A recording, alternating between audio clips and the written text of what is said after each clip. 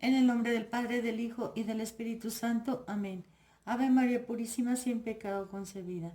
Espíritu Santo, fuente de toda luz, ilumínanos. Oh Señor Dios de los ejércitos, restáuranos, haz resplandecer tu rostro sobre nosotros y seremos salvos. Amadísimos hermanos, antes de continuar con las revelaciones de Sor María de San Pedro, voy a dar lectura a un comunicado de Monseñor Viganó para que todos mis hermanos, los nuevos resistentes que se autodenominan la Iglesia Remanente o incluso macabeos, sepan lo que es ser un macabeos. Los macabeos se resistieron a las órdenes de Antíoco y de todos los falsos pontífices que mundanizaron en aquel tiempo al pueblo judío. Ustedes no pueden autodenominarse remanente o iglesia fiel o macabeos si ustedes siguen unidos al Vaticano II y a todas sus abominaciones. Continuó con las palabras de nuestro Señor en Jeremías, porque si no lo entienden, nunca van a captar de qué se trata todo esto. O sea, no se trata de mi gusto o de lo que yo quiera, sino de lo que dijo nuestro Señor. Así dijo Yahvé: paraos en los caminos y mirad, y preguntad por las sendas antiguas, cuál sea el buen camino, y andad por él, y hallaréis descanso para vuestras almas. Mas ellos dijeron: no los andaremos. Puse también sobre vosotros atalayas que les dijesen: escuchad el sonido de la trompeta. Mas ellos dijeron: no queremos escuchar. Así se está comportando tanto los modernistas como el nuevo remanente fiel, que no es fiel para nada, porque sigue con el ídolo del Vaticano II y no se puede separar de la herejía modernista. Daré inicio entonces a la lectura de la carta de Monseñor Viganó, que ha dado a conocer la página Adelante la Fe. Empezamos. Sigo con interés el debate sobre Traditionis Custodes y el comentario en el que Dom Alcuin presenta una réplica a Cavadini, Gili y Guinandi, sin llegar a una solución a los problemas tratados. Mediante la siguiente aportación, me propongo señalar una posible salida a la actual crisis. Al no ser un concilio dogmático, el Vaticano II no ha querido definir ninguna verdad doctrinal y se ha limitado a recalcar de forma indirecta y por otra parte bastante equívoca doctrinas que ya habían sido definidas con claridad y de modo inequívoco por la autoridad infalible del magisterio. Indebidamente y de manera forzada se ha considerado el concilio por autonomacia el superdogma de la nueva iglesia conciliar. Escuchen bien, el superdogma de la nueva iglesia conciliar. Hasta el punto de definirla en relación con dicho evento. Exacto, la iglesia ya no es la iglesia católica, sino la iglesia conciliar. La iglesia conciliar Vaticano segundista es otra, ya no es la iglesia católica. En los textos, eso yo lo dije, no estoy leyendo. En los textos conciliares no se halla la menor mención explícita de lo que se hizo más tarde en el terreno litúrgico, que se hace pasar como implementación de la Constitución Sacrosanctum Concilium, mientras que abundan las críticas a la supuesta reforma que supone una traición a la voluntad de los padres conciliares y el legado litúrgico preconciliar. Para empezar, debemos preguntarnos qué valor se debe atribuir a un acto que, más allá de sus preámbulos oficiales, es decir, en los esquemas preparatorios larga y minuciosamente formulados por el Santo Oficio, ha demostrado ser subversivo por sus intenciones inconfesables y doloso en cuanto a los medios empleados por quienes, como más tarde sucedió, quisieron utilizarlo con una finalidad totalmente contraria a aquella para la que la Iglesia ha instituido los concilios ecuménicos. Esta introducción es indispensable para valorar objetivamente los hechos y actos de gobierno de la Iglesia que derivaron de él o aluden a él. Me explico. Sabemos que una ley se promulga sobre la base de una mentalidad bien precisa que no puede prescindir de la totalidad del sistema jurídico en cuyo ámbito nace. Este es el cimiento fundamental del derecho que la sabiduría de la Iglesia tomó del Imperio Romano. El legislador promulga una ley con una finalidad determinada y la formula de manera que no haya la menor ambigüedad en dicha ley con respecto a sus destinatarios, su finalidad y sus consecuencias. Poner en marcha un concilio ecuménico de la Iglesia supone convocar solemnemente a los prelados de la Iglesia bajo la autoridad del Romano Pontífice, al objeto de definir aspectos particulares de la doctrina, la moral, la liturgia o la disciplina eclesiástica. En todo caso, lo que se defina en un concilio no debe apartarse de los límites de la tradición, ni puede en modo alguno contradecir el magisterio inmutable. De lo contrario, se opondría a la finalidad que legitima la autoridad de la Iglesia. Y lo mismo se puede decir del Papa. Únicamente posee potestad plena, inmediata y directa sobre la Iglesia dentro de los límites de la misión que se le ha encomendado. Confirmar a los hermanos en la fe y apacentar los corderos y las ovejas de la grey que le ha confiado el Señor. Hasta el Concilio Vaticano II, jamás se dio en la historia de la Iglesia que un concilio pudiera anular de facto los concilios que le precedieron, ni que un concilio pastoral, en esto el Vaticano II fue una auténtica excepción, tuviera una autoridad superior a la de 20 concilios dogmáticos. Y sin embargo sucedió, ante el silencio de la mayor parte del episcopado y la aprobación de nada menos que 5 romanos pontífices desde Juan XXIII a Benedicto XVI. A lo largo de estos 50 años, yo digo 60, de revolución permanente, ningún papa ha puesto en duda el magisterio del Concilio Vaticano II, ni mucho menos se han atrevido a condenar las tesis heréticas o a precisar las que eran ambiguas. Al contrario, a partir de Pablo VI, todos los pontífices han hecho que sus respectivos pontificados giren en torno al concilio y a su puesta en práctica, subordinando y vinculando su autoridad apostólica a los dictados conciliares. Se han distinguido por distanciarse de sus predecesores y por una destacada autorreferencialidad. Desde Roncalli hasta Bergoglio, solo se citan a ellos mismos, eso lo digo yo. Su magisterio se inicia con el concilio y de ahí no pasa, atrás no existió nada, eso lo vuelvo a decir yo. Mientras que sus sucesores canonizan a sus predecesores por el mero hecho de haber iniciado, concluido o aplicado el concilio. Lo dijo en son de burla Bergoglio, dijo, Ratzinger y yo estamos en la lista de espera, esa es la santidad para ellos. Eso es mío también. El propio lenguaje teológico se ha adaptado a la ambigüedad de los textos conciliares, llegando al punto de dar por definidas doctrinas que antes del concilio se consideraban herejías. Por ejemplo, la laicidad del Estado, que actualmente se da por hecho y se considera un logro ilaudable, el ecumenismo irenista de Asís y Astana, o el parlamentarismo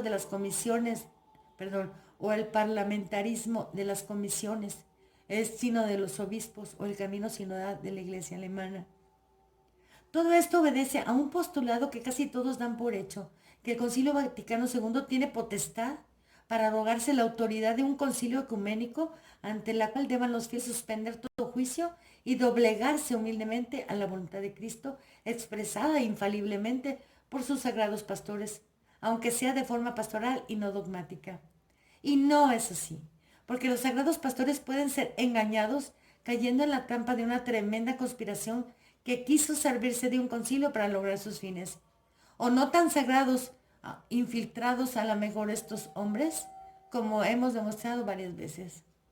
Lo mismo que sucedió a escala mundial con el Concilio Vaticano II, se dio también a nivel local con el Sínodo de Pistoia en 1786, en el que la autoridad del obispo Escipión de Ricci, que la podía ejercer legítimamente convocando un sínodo diocesano, fue declarada nula por Pío VI porque había hecho uso de ella cometiendo fraude de ley. O sea, contra la razón que preside y orienta toda la ley de la Iglesia.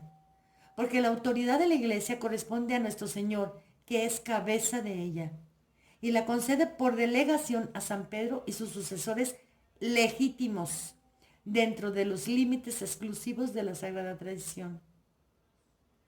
No es temerario, por tanto, suponer que una camarilla de herejes pudiera organizar un auténtico golpe de Estado eclesial con miras a imponer la revolución que con métodos análogos organizó la masonería en 1789 contra la monarquía francesa y que el cardenal Suenens celebró como algo realizado por el concilio. Tampoco contradice la infalible asistencia divina de Cristo a su iglesia. El non prevalentum no nos promete la ausencia de conflictos, persecuciones y apostasías. Lo que nos garantiza es que en la tempestuosa batalla de las puertas del infierno contra la esposa de Cordero, no conseguirán acabar con la iglesia de Cristo. Efectivamente no han acabado, aquí estamos y no somos unos con los apóstatas. La iglesia no será derrotada mientras se siga siendo como su eterno pontífice le mandó que fuera. Es más, la especial asistencia del Espíritu Santo a la infalibilidad pontificia no se discute cuando el Papa no tiene la menor intención de hacer uso de ella, como cuando aprueba los actos de un concilio pastoral. En consecuencia, es posible teóricamente que se sirva de un concilio de modo subversivo y engañoso, también porque los falsos cristos y falsos profetas de los que hablan las Sagradas Escrituras podían engañar a los propios elegidos, entre ellos buena parte de los padres conciliares, y junto con ellos a innumerables clérigos y fieles. Así pues, si como es evidente se hizo un uso fraudulento de la autoridad del concilio para imponer doctrinas heterodoxas y ritos protestantizados, podemos esperar que tarde o temprano vuelva a la silla de Pedro un pontífice santo y ortodoxo que resuelva esta situación declarándolo ilegítimo, nulo e irrito, como el conciliábulo de Pistoia.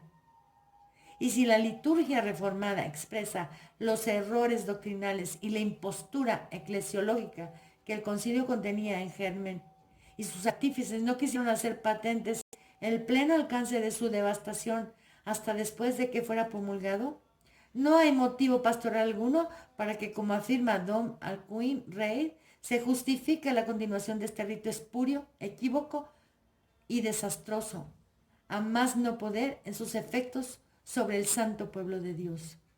El novus sordo no amerita pues la menor corrección, ninguna reforma de la reforma, sino la plena derogación y eliminación, en vista de su incurable heterogeneidad en la liturgia, con el rito romano del que presuntamente se supone que es su única expresión, y con respecto a la doctrina inmutable de la Iglesia.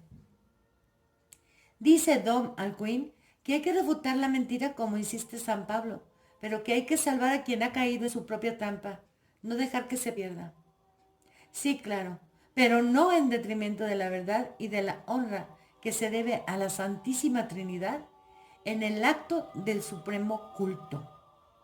Porque al conceder un peso excesivo a la pastoralidad se termina por poner al hombre en el centro de la acción sagrada, que es por el contrario el lugar que éste debe darle a Dios, postrado ante él en adorable silencio. Y ante el estupor que pueda causar los partidarios de la hermenéutica de la continuidad concebida por Benedicto XVI, sostengo que Bergoglio ha tenido por una vez más razón que un santo al considerar la misa tridentina un peligro intolerable para el concilio, dado que es una misa tan católica que niega toda tentativa de convivencia pacífica entre las dos formas del rito romano. Más aún, es absurdo concebir una forma ordinaria montiniana y otra extraordinaria tridentina en un rito que, como tal, tiene que representar la única voz de la Iglesia de Roma. con la limitadísima excepción de los ritos venerables por su antigüedad, como el ambrosiano, el lionés, el mozárabe y las mínimas variantes del rito dominico y otros por el estilo. Repito, los redactores de Traditiones Custodes saben de sobra que el Novus Ordo es la expresión cultural de otra religión, la de la Iglesia Conciliar.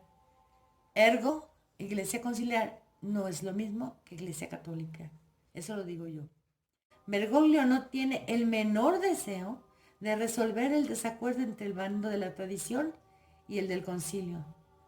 Todo lo contrario. La idea de provocar una ruptura viene bien para expulsar a los católicos tradicionales. Expulsar a los católicos tradicionales, ya sean sacerdotes o laicos de la Iglesia Conciliar, que ha sustituido a la Iglesia Católica y de la cual solo conserva el nombre. Amén. ¿Entienden, mis novedosos macabeos, que no hay forma de permanecer en la conciliar y seguir siendo católicos? El cisma que decían en Santa Marta no es el herético del camino sinodal de las diócesis alemanas, sino el de los católicos tradicionales exasperados por las provocaciones de Bergoglio, los escándalos de su corte y sus declaraciones inoportunas y divisivas. Para ello, Bergoglio no vacilará en llevar a sus máximas consecuencias los principios del concilio a los que adhiere incondicionalmente. Considerar el Novus Ordo la única forma del rito romano posconciliar y coherente con ello, abrogar toda celebración del rito romano antiguo por ser totalmente ajena al sistema del concilio. Es además innegable, por encima de toda refutación, que no hay posibilidad de reconciliación entre dos conceptos eclesiológicos heterogéneos, mejor dicho, contrarios. O sobrevive una de las dos y la otra desaparece, o desaparece una y sobrevive la otra. La convivencia entre el vetus, para mí no hay vetus, hay una sola misa y es la católica tridentina que viene desde los apóstoles. El Novus Ordo y la convivencia entre la misa verdadera y el Novus Ordo es una quimera, un imposible, algo artificioso y engañoso. Porque lo que el celebrante realiza perfectamente en la misa apostólica hace que de forma natural e infalible haga lo que desea la Iglesia. En cambio, lo que hace en la misa reformada el presidente de la Asamblea está casi siempre contaminado con variaciones autorizadas del propio rito, aunque en él se realice de forma válida el santo sacrificio cuando se dicen correctamente las palabras de consagración. Que no se les olvide que hay mucha novedad también en esto. Eso lo digo yo, porque asistí a esas misas conciliares. Pues bien, precisamente en ello consiste la misa nueva, su fluidez, su capacidad de adaptarse a las exigencias de las más variopintas asambleas, de que lo mismo la puede celebrar un sacerdote que cree en la transustanciación y lo manifiesta con las genuflexiones prescritas, que uno que cree en la transignificación y da de comulgar a los fieles en la mano. No me extrañaría que un futuro muy cercano el que está abusando de la autoridad apostólica para demoler la Santa Iglesia y provocar el éxodo masivo de los católicos preconciliares no se conformará con poner límites a la celebración de la misa de siempre, sino que llegase a prohibirla del todo, porque en una prohibición semejante se compendia el odio sectario contra la verdad, el bien y la belleza que inspira la conjura modernista desde la primera sesión de su ídolo, el concilio. No olvidemos que en perfecta consonancia con esta impostura fanática y tiránica, la misa tridentina fue descaradamente abrogada con la promulgación del misal romano de Pablo VI, y que todos los que siguieron celebrándola fueron, sin exagerar, perseguidos, excluidos, los hicieron morir de pena para luego sepultarlos con el rito moderno, como para sellar una miserable victoria sobre un pasado que había que olvidar definitivamente. En aquel tiempo a nadie le interesaban los motivos pastorales para derogarlo con todo el rigor del derecho canónico, del mismo modo que a nadie le importan actualmente las razones pastorales que pudieron inducir a tantos obispos a permitir la celebración del rito tradicional por la que sacerdotes y fieles manifiestan un afecto particular. El intento conciliador de Benedicto XVI, loable para los que se dejaron engañar, para mí no, por los efectos temporales de su autorización del usus antiguo, estaba abocado al fracaso precisamente porque era fruto de la utopía de poder aplicar la síntesis de su Summorum Pontificum a la tesis tridentina y la antítesis de Bugnini. Semejante concepto filosófico influenciado por el pensamiento de Hegel no era viable por la propia naturaleza de la Iglesia y de la Misa, que o es católica o no lo es. No puede estar al mismo tiempo firmemente anclada en la tradición y azotada por las olas de una mentalidad secularizada. Por este motivo, me causa gran desazón leer que el Padre Rey considere la Misa de los Apóstoles expresión de la legítima pluralidad que es parte de la Iglesia de Cristo, porque la pluralidad de las voces se expresa en una sinfonía integradora y no en una presencia simultánea de armonía y estruendo. Aquí tenemos un equívoco que hay que aclarar cuanto antes y que con toda probabilidad quedará resuelto, no tanto por la tímida y sereno desacuerdo de quienes piden tolerancia para ellos, mientras se las reconocen también a los que reivindican principios totalmente contrarios, sino por la acción intolerante y vejatoria de quienes creen que podrán imponer su propia voluntad yendo a contramano de la voluntad de Cristo, jefe de la Iglesia, mientras presumen de que pueden gobernar el cuerpo místico a la manera de una multinacional, como acertadamente ha puesto de manifiesto el cardenal Müller en una intervención reciente, de que no es santo de mi devoción, porque ese cardenal es un hereje que no cree en la virginidad de la Santísima Virgen ni en la resurrección, así que ni me lo mencionen. A pesar de ello, bien pensado lo que actualmente sucede y lo que pasará en un futuro cercano, no son otra cosa que la consecuencia lógica de los cimientos que se echaron en otro tiempo. La siguiente etapa en una larga serie de pasos más o menos lentos ante los que muchos han callado, aceptado y sufrido chantajes.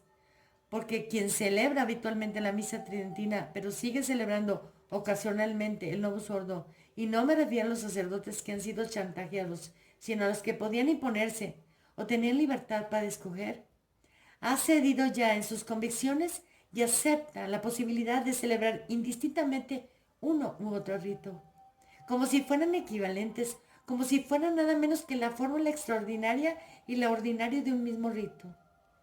¿Acaso no es lo mismo que con métodos análogos ha sucedido en el ámbito civil, con la imposición de restricciones y la vulneración de derechos fundamentales aceptados en silencio por la mayoría de la población aterrorizada por el peligro de una pandemia?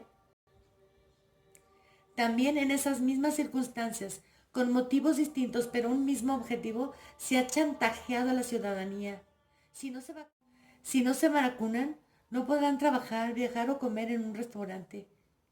¿Cuántos aún sabiendo que se trataba de un abuso de autoridad obedecieron? ¿Les parece que las técnicas de manipulación de la opinión pública son muy diferentes cuando quienes los emplean provienen del mismo bando enemigo y son guiados por la serpiente misma?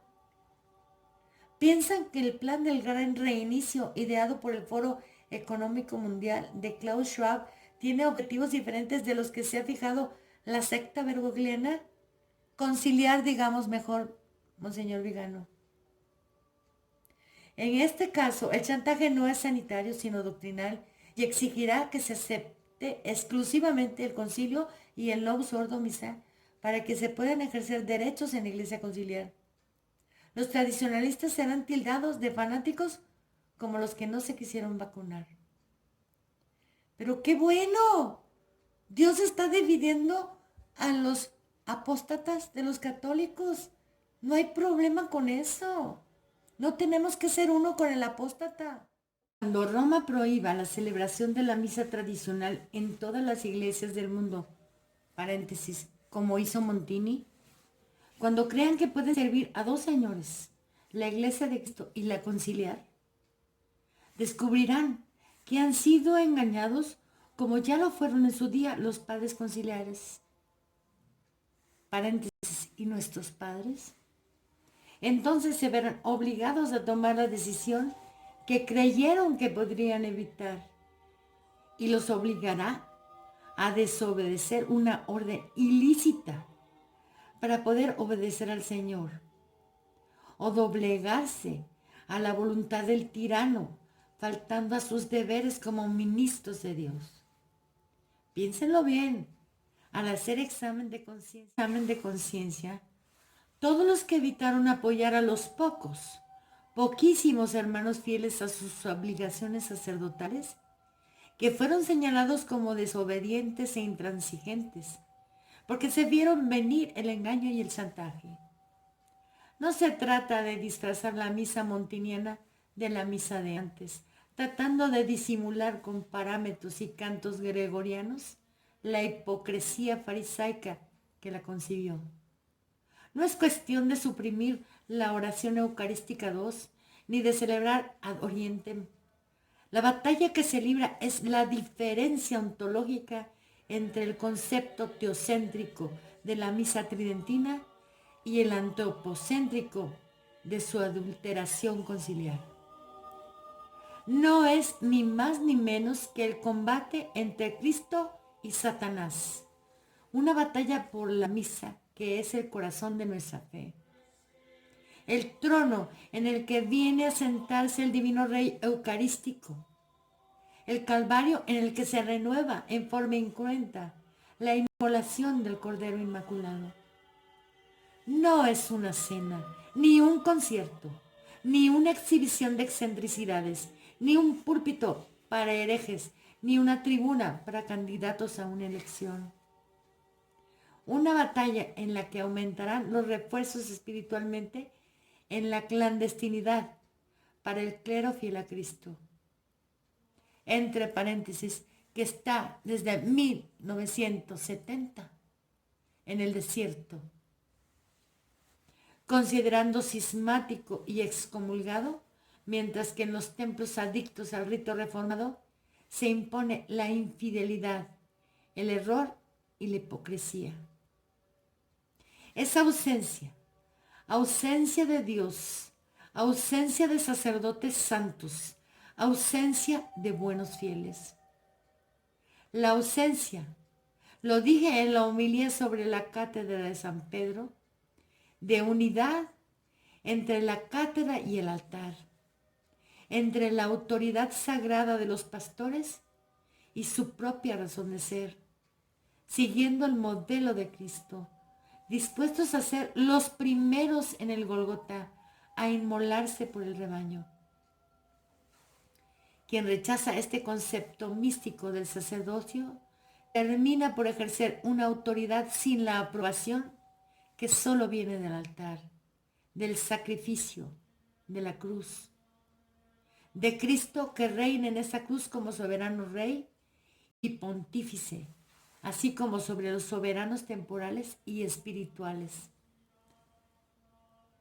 Si eso es lo que se propone Bergoglio para manifestar su poder tiránico ante el estruendoso silencio del colegio cardenalicio y el episcopado, sepa que se topará con la oposición firme y decidida de numerosas almas buenas dispuestas a combatir por amor al Señor y por la salvación de su alma, resueltas a no ceder en un momento tan tremendo para el destino de la Iglesia y el mundo, combatir a quienes desean suprimir de nuevo el sacrificio perpetuo como para acelerar la ascensión del anticristo a la cima del nuevo orden mundial. No tardaremos en entender las tremendas palabras del Evangelio, Mateo 24:15, con las que el Señor habla de la abominación desoladora instalada en el templo, el abominable horror de que nos prohíban el tesoro de la misa, de ver el despojo de nuestros altares, nuestras iglesias clausuradas y nuestras funciones obligadas a pasar a la clandestinidad. Esa será la abominación desoladora, el fin de la Santa Misa Apostólica. Pero esto nunca sucederá porque está siendo resguardada desde hace 60 años por los fieles confesores de la fe de la primera hora. El 21 de enero del año 304, cuando Inés, de 13 años, padeció el martirio, muchos fieles y sacerdotes habían apostatado de la fe por la persecución de Diocleciano. ¿Temeremos nosotros también que la secta conciliar nos condene al ostracismo cuando una niña nos dio ejemplo de fidelidad y fortaleza ante el verdugo? Su fidelidad heroica fue elogiada por San Ambrosio y San Dámaso. Hagámonos nosotros dignos, por indignísimos que seamos, del elogio futuro de la Iglesia, mientras nos aprestamos para las pruebas en que daremos testimonio de que somos de Cristo. 21 de enero 2023. Monseñor Vígano. Y yo digo, viva Cristo Rey.